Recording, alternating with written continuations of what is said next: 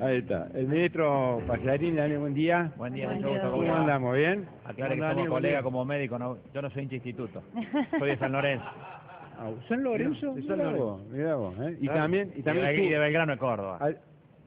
Bueno, ayer lo veía firmando el ministro, también es zurdo. Sí, señor. También es un zurdo, ¿eh? Mira vos. Pero zurdo de mano, digamos. Y para patear también. ¿Sí? Ah, mira vos. Pero no para pensar. No. Bien. Lo hemos invitado al ministro porque realmente hay temas que son muy interesantes, al ministro de Desarrollo Social. Y el primer tema que quiero que abordemos, ministro, tiene que ver con el botón antipánico.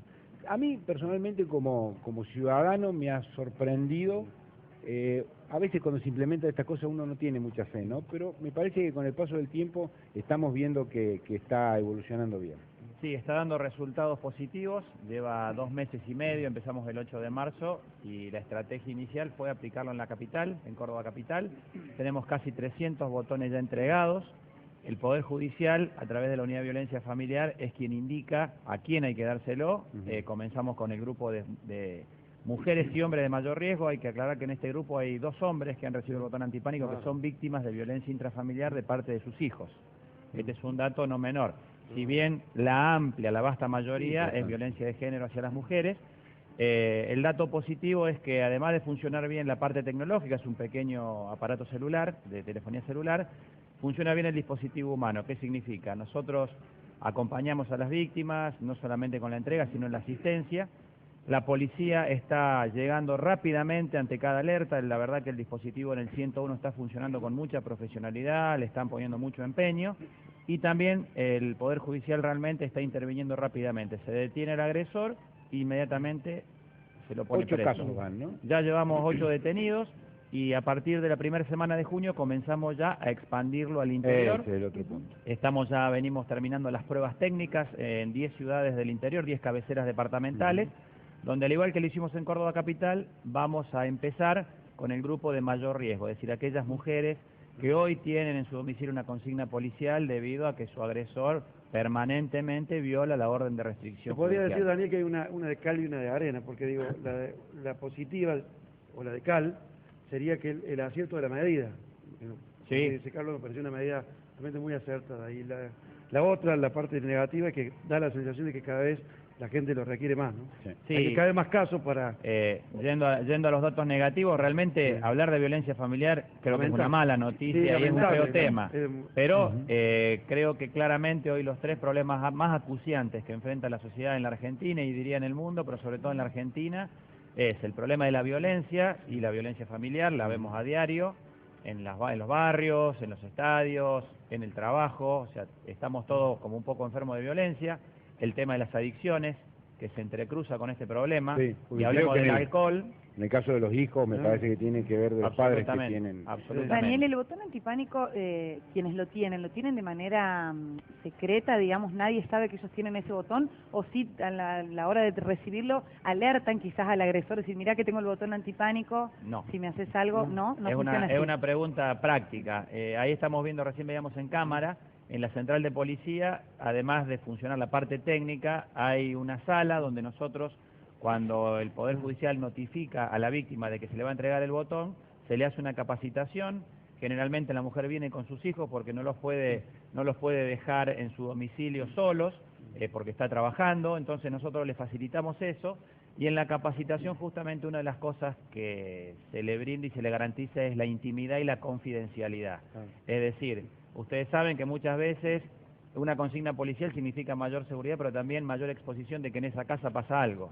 En este sentido, el botón antipánico, además de permitirle mayor libertad y paradójicamente que no quede presa en su domicilio, puede movilizarse, pero sí nos tiene que contar su rutina de vida, es decir, a qué hora lleva a los chicos a la escuela, a qué hora va al trabajo, a qué hora va a visitar a sus familiares, porque son los momentos donde generalmente el agresor, a sabiendas de que probablemente la policía esté protegiendo la casa, va a buscar atacarla. De hecho, de los 8 detenidos, 3 han sido fuera del domicilio. Pero no es O sea, la agresión conveniente, se produjo fuera. en ese caso, Daniel, no es conveniente que el agresor sepa que una persona tiene el botón antipánico, digo, para evitar situaciones de estrés para la víctima en este caso. En este sentido, ustedes nos están dando y le están dando a la sociedad una gran contribución.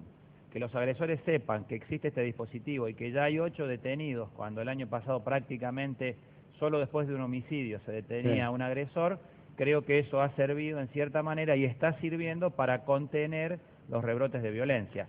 El dato de la mala noticia y la parte negativa es que de los 12 femicidios que hubo este año en Córdoba, 11 fueron en el interior de la provincia y ninguno tenía denuncia previa, es decir, ni siquiera el botón antipánico hubiera llegado a tiempo. Por eso en el interior queremos trabajar mucho, concientizando y diciéndole a todas las víctimas de violencia familiar que denuncien, que no tengan miedo, que hay herramientas del Estado para protegerla, que tanto la justicia, la policía como el Ministerio de Desarrollo Social hemos formado una red de protección para estas víctimas. ¿Y cuál es el criterio con el que se entregan? Me imagino que hay muchas personas que pueden estar mirando en este momento el programa y que deben estar sintiendo, necesito yo uno. Bueno, ¿cómo se accede? ¿Cuál es el criterio? ¿Qué tienen que hacer estas personas? El primer paso es denunciar. La víctima tiene que hacer la denuncia en la unidad policial o en la unidad judicial más cercana. En la denuncia hay un protocolo que está realmente muy bien estudiado, muy bien trabajado, donde hay indicadores de riesgo. Es decir, si el agresor o el marido es una persona que, por ejemplo, tiene armas en su casa, tiene un índice de riesgo mucho más alto. Claro. Si el agresor tiene antecedentes de patología psiquiátrica, de consumo de sustancias, o sea, hay indicadores donde claramente hay la policía le deriva la denuncia al Poder Judicial y rápidamente nos contactan a nosotros para, en el caso que se indique, si se juntan esos factores de riesgo, rápidamente ahí se produce la indicación de la prescripción del botón antipánico. Además, en el caso de que hubiera denuncias previas, donde la agresión va increciendo, donde además de las agresiones puntuales hay amenazas telefónicas, hay violencia psicológica o hay violencia económica. ¿Qué significa esto? Que el agresor somete a su esposa o a su mujer que si me denuncias no te paso la mensualidad, no te paso la cuota y te van a quitar los chicos. Nosotros garantizamos herramientas para todos esos pasos, es decir, estamos dándole ayudas económicas al grupo familiar, ya hemos entregado 20 viviendas a mujeres que han sido agraviadas y que han sido vulneradas en sus derechos, y además les proveemos la obra social de APROS para que tengan la atención médica, psicológica sobre todo, adecuada en estos casos. Daniel, empezaron con 60 dispositivos, ¿verdad? Comenzamos con 60, hoy estamos llegando a los 300. Y ahora 300 van. Y ya hemos visitado 600 más. Ahora esa es la pregunta, ¿por cuánto? Cuando iniciamos el programa Salva, el objetivo final, que nosotros entendemos, de acuerdo a las estadísticas que nos provee la justicia y la policía, creemos que con 2.000 se cubriría en la etapa final toda la provincia. Nosotros, si llegamos a los 900 antes de fin de año, creo que habremos dado un enorme paso, a sabiendas de que hay que atravesar dificultades técnicas. ¿Qué significa? En algunas localidades del interior, la conectividad, la parte técnica es más difícil de implementar, sobre todo en localidades pequeñas, pero bueno, en las 10 cabeceras departamentales que hemos iniciado el procedimiento ahora, está funcionando, y la primera semana de junio ya largamos en el Daniel, bueno, este es el primer tema, nos pareció a todos muy importante. El segundo tema tiene que ver con una preocupación social importante, que es la usurpación de las tierras. Es decir, cada vez vemos como la situación y toda esta cuestión de la situación actual lleva a que se haga usurpación de tierras, ¿sí? La preocupación está, esa usurpación ¿va a ser contenida por la provincia de alguna manera? ¿Cómo van a manejar esa situación? Porque realmente es preocupante y a veces es desesperante para la gente que lo padece. Es muy preocupante para todos. Yo recién te decía de los 3 graves problemas sociales que visualizamos. Te dije la violencia, de las adicciones, y el tercero es el problema de vivienda, la falta de vivienda. Sí. Hace de finales del 2006, prácticamente del año 2007, no se ejecutó más el Plan Federal de Viviendas, que fue una política del Gobierno Nacional que se ejecutó en las provincias y en los municipios, que brindó muchísimas soluciones habitacionales. Lamentablemente el Gobierno Nacional discontinuó eso y se fueron acumulando demandas por el mismo crecimiento de la sociedad, y muchas veces en la desesperación y en la necesidad de la gente aparecen los mercaderes de la basura, que yo digo, porque llevan a la gente, como vemos en la foto, en el monitor, a lugares que no están habilitados para vivienda, que no tienen sustentabilidad en el tiempo, donde les prometen que van a acceder a un loteo, donde tienen que poner plata. Nosotros hemos detectado en 2 usurpaciones concretamente que intervenían los mismos actores como gestores o promotores. Por lo tanto, hicimos una denuncia penal donde le pedimos a la justicia que investigue. ¿Por qué? Porque vemos que instigan muchas veces a la gente a usurpar. Sí, Daniel, en porque vez de el un problema problema social se transforma en un problema político. Político y económico. Hay gente que lo hace porque obviamente tienen una rentabilidad. Le saca, en la desesperación esta gente a veces ponen 600 pesos por familia para iniciar el trámite. Y el trámite en realidad que están iniciando es un delito. Hay que saber claramente que la usurpación es un delito. Por eso nosotros a la gente le decimos que ningún delito puede garantizar un derecho. Ese sería el reino del revés. O sea, es una complicación para las dos partes, porque para quien es dueño del terreno, absolutamente, que tener es el que denuncia. Y para la persona que con mucho esfuerzo conocemos, nosotros tenemos algunos chicos que trabajan, limpian los vidrios en la calle y nos cuentan habitualmente que vienen abogados, obviamente chantas, que les dicen, dame 200 pesos, 300 pesos, yo te inicio los trámites.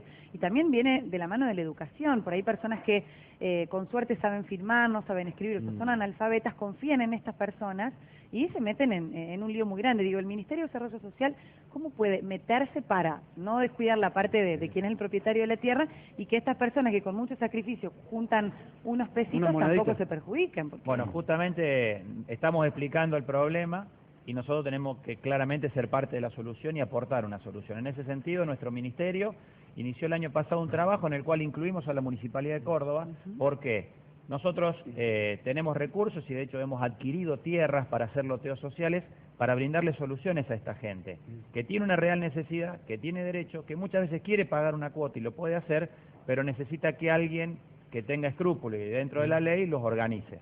Nosotros tenemos herramientas para gratuitamente asesorarlos y ayudarlos a formar una cooperativa, que por ahí es el instrumento social más útil y más eficiente en estos casos porque genera solidaridad y genera obligaciones. El socio de la cooperativa, ante la cooperativa ya tiene una obligación de que tiene que pagar su cuota y lo hacen y cumplen.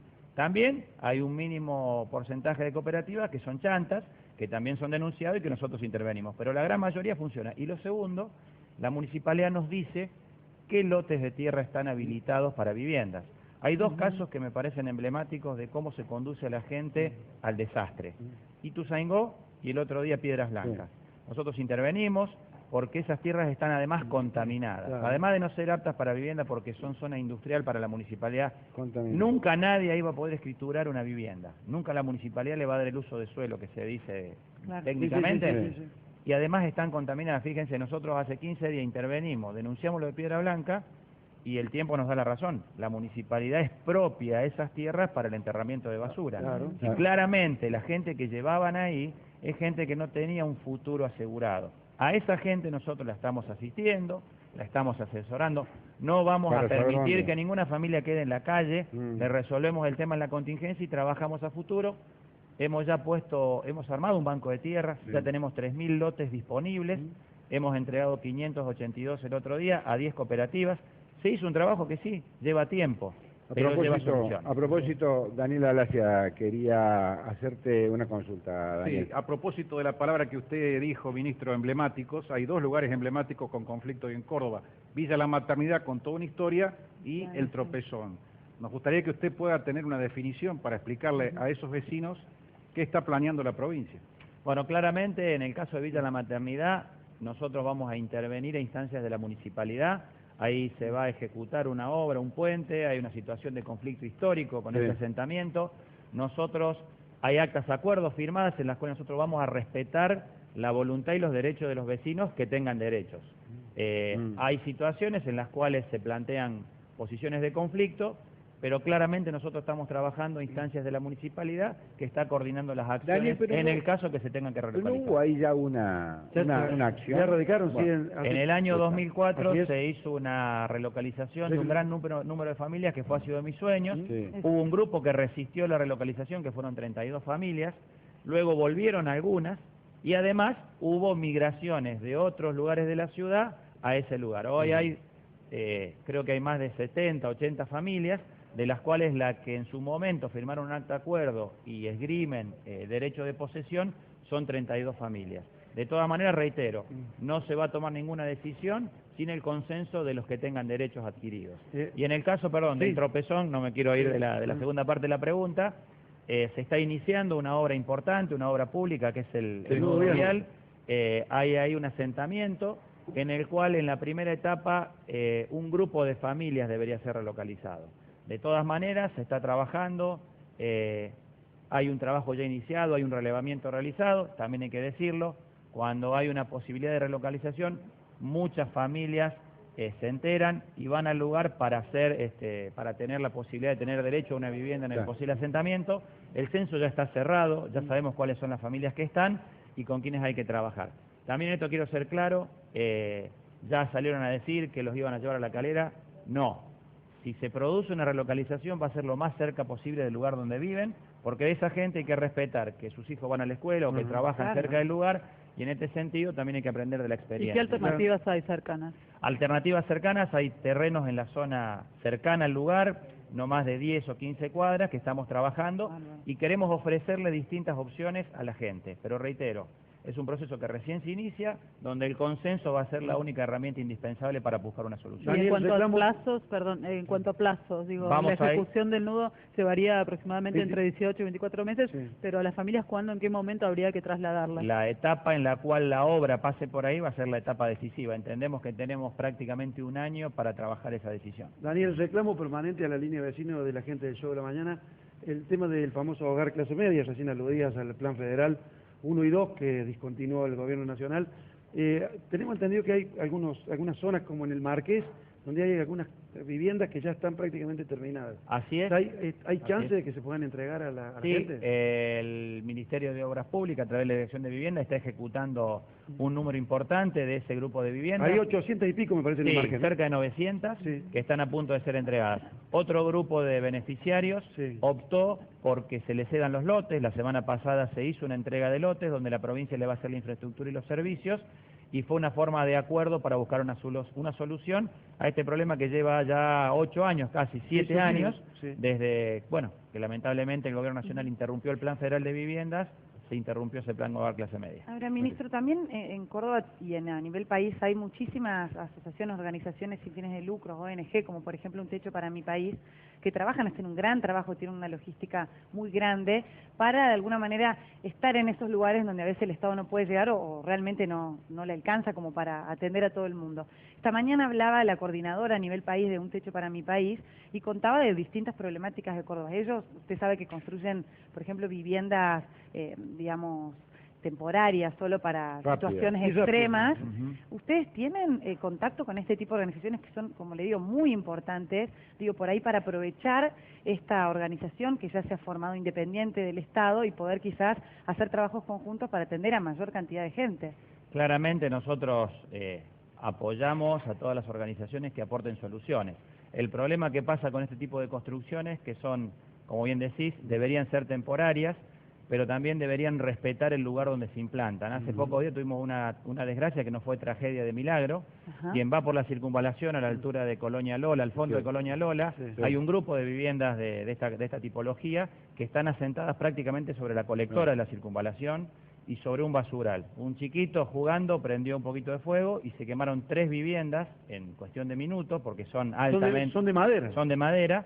Bueno, y ese es el problema. Casualmente, en la reunión que tuvimos esta semana con la gente de la municipalidad, planteamos este tema de convocarlos para que cuando ellos aporten este tipo de soluciones se hagan en un lugar adecuado y donde justamente sea una solución temporaria a una definitiva. Creo que hay que sentarlos, donde claramente este tipo de aportes justamente sumen, sean temporarios, pero que se hagan en lugares apropiados y no que se planten en cualquier lugar. Daniel Alacia tiene otra pregunta, ministro. Sí, sabe usted, ministro, y toda la gente que estamos en un año electoral y sabe de la pelea que existe, ¿no es cierto?, por distintas posiciones políticas. ¿Cómo se va a hacer para evitar, ¿no es cierto?, la compra de voluntades, lo que siempre suele pasar cuando viene un periodo electoral y la gente dice, nos vienen a ver ahora, después no vienen más, los políticos? Y sabemos que hay 400 millones de pesos a un grupo de intendentes que no son justamente los del sector del peronismo cordobés, para obras. ¿Cómo se va a hacer? Bueno, esos 400 millones son caros, son con K. Sí. Estaría bueno que la señora presidenta nos mande los 3.000 millones que nos debe a los cordobeses, a todos los cordobeses. Yo dudo que le den los 400 millones a esos intendentes, falta poco para las elecciones. Pero bueno, eso es un problema de esos intendentes con el gobierno nacional. Nosotros, y esto es un dato muy preocupante, estamos registrando un incremento de la demanda en materia de asistencia de alimentos, de asistencia económica por desalojos, por enfermedad de gente que ha perdido la obra social porque se quedó sin trabajo y está trabajando en negro, y que cuando se enferma el único sostén de familia no puede traer plata a la casa, y ahí aparecen las demandas en el Ministerio. Nosotros estamos viéndolo desde prácticamente el último trimestre del año pasado de manera muy creciente. Y este dato es que se ha despertado la pobreza. ¿Por qué? Porque el ruido de la inflación, del desempleo y el silencio del gobierno nacional y la sordera del gobierno nacional a esto está empezando a hacer mucho ruido. Yo, sinceramente, estoy en un área, si se quiere, que está directamente involucrada con esto, y nosotros vemos que el nivel de demanda es mucho más alto que en el 2011, que fue un año electoral, donde uno podría decir, mirá, bueno, no, es mucho más alto, casi duplica lo del 2011. Entonces creo que este es un dato de la realidad. Nosotros estamos dando respuesta, tenemos un buen presupuesto, el gobernador en eso tiene una decisión clara de que en Córdoba los conflictos sociales se resuelven con soluciones y no con más problemas, pero claramente el gobierno de Córdoba no puede manejar la inflación, no puede manejar variables macroeconómicas, y si a esto encima le estamos sumando que muchos de estos intentos de usurpaciones tienen claramente una intencionalidad de generar un desorden social, hay una clara irresponsabilidad política. Ahí está el condimento político del que... Pero claramente. Por eso, Daniel, creo que si la campaña va a ser en ese sentido, va a ser nefasto para el país. El país necesita dirigentes políticos que aporten soluciones. Yo acá no vengo a comentar problemas, vengo a decir las soluciones que estamos proponiendo, y la sociedad nos dirá si son suficientes o no, y nosotros lo vemos porque las respuestas son negativas o positivas y uno tiene que modificar o ratificar un rumbo. Pero lamentablemente creo que la política del gobierno nacional dista mucho de la que tenía hace 4 años atrás. Yo creo que hay un retroceso claro, hubo cosas que se consiguieron, la asignación universal por hijo fue una buena noticia en su momento. La mala noticia es que hoy aumente el número de beneficiarios y que tengan que reconocer un 35% de inflación para dar ese aumento. Me parece que son datos de los cuales hay que hablar, y que lo más grave de la asignación universal, que lo paguen con recursos del ANSES. No es un programa del Ministerio de Desarrollo Social de la Nación. Es plata de los jubilados que está promoviendo una ayuda que es importante, pero que claramente debería tener otro sustento. Yo veo que el gobierno hace 4 años que viene en emergencia el gobierno nacional y no lo quiere reconocer. Creo que la gota que colmó el vaso fue cuando el ministro de Economía dijo que se quería ir. Un programa que pareció coyuntural y que parece ser por ahora definitivo. Es que lamentablemente, por eso creo que hubo muchas cosas muy buenas, el Plan Federal de Vivienda, la asignación universal por hijo, la política de desendeudamiento. Claramente hay que reconocer que el gobierno nacional hizo cosas que estuvieron muy buenas y que dieron resultado. Hoy lamentablemente las cosas no andan bien y las medidas que están tomando son peores. Mandar a punteros políticos a los supermercados, a alcahuetear a los almaceneros que son laburantes, que se ganan la vida, que pelean el mango todos los días, me parece que es como ponerse a fumar entre una garrafa. Brevemente, ¿le puedo hacer una última pregunta? Lo saco de este tema. Sí, por favor. Ustedes inauguraron un refugio para víctimas de trata hace poco, estuvo Alicia Pregno aquí y comentó y pidió, quiero preguntarle su visión en cuanto a una crítica hacia los medios, por una actitud que algunos medios han tenido. La vicegobernadora pidió que no se mostrara el lugar donde estaba para proteger a las víctimas, luego un colegio que está enfrente salió a reclamar. Se encargó de publicar. Claro, pero digo, hubo ahí muchas cámaras y muchos medios, digo, cuando se nos había pedido especialmente que no se difundiera dónde estaba el lugar. Quisiera saber de boca de alguien del gobierno, ¿qué opinan sobre eso? Porque así como usted dijo que en algunos momentos los medios colaboramos, me quedé pensando en ese caso, cómo habíamos actuado como medios, ¿no? Atendimos un problema de la comunidad educativa esa, pero mostramos el lugar. Es la regla de juego de la libertad de expresión y la libertad de prensa que hay que aceptar. Puede no gustarnos o puede ser inconveniente. Recién hablamos del botón antipánico, claramente sería irresponsable si nosotros publicáramos la lista y los domicilios de las víctimas que lo poseen. Primero porque es una cuestión de confidencialidad. En el caso del refugio de trata, como también hay refugios para víctimas de violencia familiar, uno siempre trata de resguardar el lugar por la integridad de las personas, a sabiendas que las víctimas de trata son personas que han sido sometidas a tortura psicológica, a amenazas, y quien ostentaba su autoridad o su poder sobre ellas, seguramente, si no está preso, va a buscar recuperarlas. Porque ustedes saben que esto es una cuestión que estos mafiosos manejan como posesión de cosa material, no de cosa humana. Y en ese sentido, el reclamo que hizo una institución que está anexa desencadenó que se supiera dónde está el refugio. No obstante ello, hay buena seguridad en el lugar, esto por suerte no ha interrumpido el proceso de trabajo que se está haciendo, que es muy bueno, que es muy complejo porque integra varias facetas, pero bueno, es parte de la regla de juego de la libertad de expresión y también de algo que tenemos que ser conscientes hoy. Hoy todo se sabe. Por las redes sociales, la difusión es mucho más fácil hay muchos mobileros espontáneos que hacen a veces o publican cosas que ustedes no publican, pero reitero, tampoco es una cuestión que sea fatal, está claro. Lo ideal hubiera sido que se mantuviera a resguardo la identificación del lugar, se supo, pero hay medidas de protección para ello. Ministro, muchas gracias, Daniel, muy amable. Gracias a usted y feliz Día de la Patria para mañana. Igualmente. Saludos a Lagarto que ascendió Central. Claro, sí, se fue caminando. Se fue caminando. Se fue caminando a festejar, está con la promesa.